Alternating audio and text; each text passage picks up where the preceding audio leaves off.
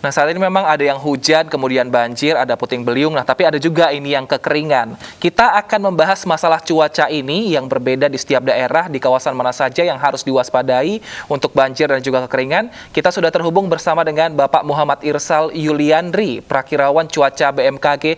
Selamat siang Pak Irsal. Pak Irsal, ada fenomena yang kering dan juga ada yang banjir seperti ini Pak Irsal. Ini apakah memang di bulan-bulan seperti ini bisa terjadi, Pak Irsal? Ya, baik Mas Wilson, kami melaporkan dari BMKG langsung. Memang di bulan ini, di bulan September, di sebagian besar wilayah Indonesia, itu 91% wilayah Indonesia masih di musim kemarau. Nah, bisa dilihat bahwa untuk wilayah Indonesia, 91% masih di musim hujan. Nah, di musim September ini adalah masa peralihan dari musim kemarau ke musim hujan, dan di masa peralihan ini yang perlu diwaspadai adalah potensi bencana hidrometeorologis seperti hujan, kemudian hujan lebat, dan juga angin puting beliung ataupun hujan es. Demikian Mas Wilson. Aja Pak Irsal yang sekiranya rawan di musim penghujan nanti? Ya, untuk wilayah-wilayahnya berdasarkan perakiraan dalam beberapa hari ke depan, dalam seminggu ke depan, wilayah yang berpotensi hujan sedang hingga lebat dan bahkan sangat lebat dan berpotensi hujan ekstrim, yakni di sebagian besar wilayah Sumatera bagian barat, ini mulai dari Aceh, kemudian Sumatera Utara bagian barat, Sumatera Barat, Riau, kemudian di wilayah Kalimantan juga masih berpotensi hujan sedang hingga lebat. Dapat dilihat juga untuk wilayah Sulawesi bagian tengah, terutamanya Sulawesi bagian tengah berpotensi hujan sedang. Demikian Mbak Deta. Itu kalau untuk hujan. Kalau untuk kekeringan sendiri, kira-kira yang berpotensi di wilayah mana Pak di akhir tahun ini? Ya, untuk kekeringan, memang untuk wilayah NTT dan juga wilayah Jawa Timur bisa dilihat pada peta, ini adalah kondisi hari tanpa hujan. Berdasarkan kategorinya, untuk wilayah NTT, Jawa Timur, dan sebagian Jawa Tengah, ini dengan kategori sangat panjang hingga ekstrim. Hari tanpa hujan bisa berkisar antara 31 hari hingga 60 hari, dan bahkan bisa ekstrim lebih dari 60 hari. Demikian Mas Wilson. Baik.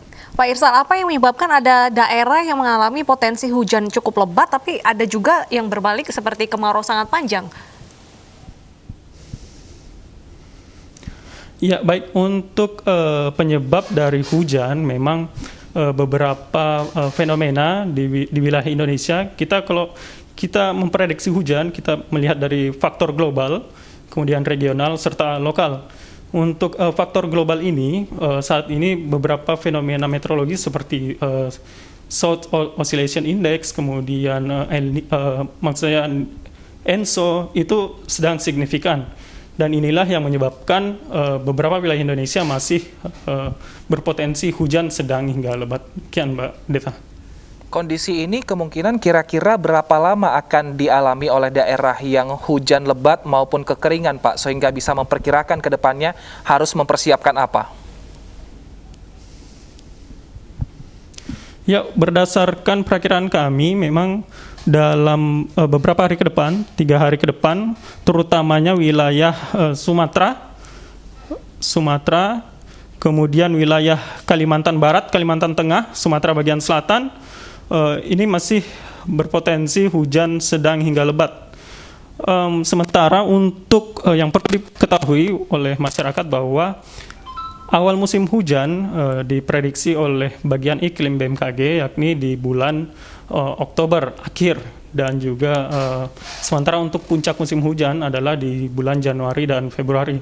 Nah, di masa transisi ini di bulan September dan awal Oktober, ini yang perlu menjadi kewaspadaan bagi masyarakat.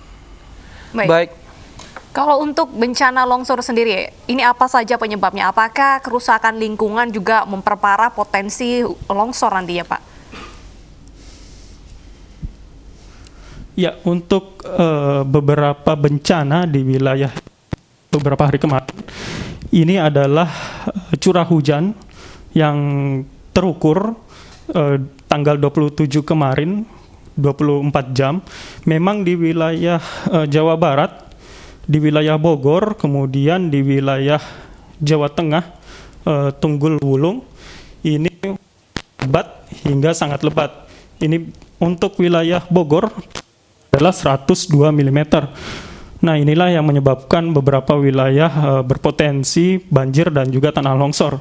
Kemudian curah hujan yang terukur kemarin dengan kategori ekstrim ini terdapat di wilayah Kalimantan Utara. Ini sekitar 157 mm. Demikian, Mbak. Pak, kita tahu juga DKI Jakarta ini menjadi daerah yang rawan hujan. Bagaimana dengan kondisi di kawasan Jabodetabek? Apakah nanti kapan kira-kira hujan lebat akan terjadi sehingga warga bisa mengantisipasi terjadinya banjir, Pak?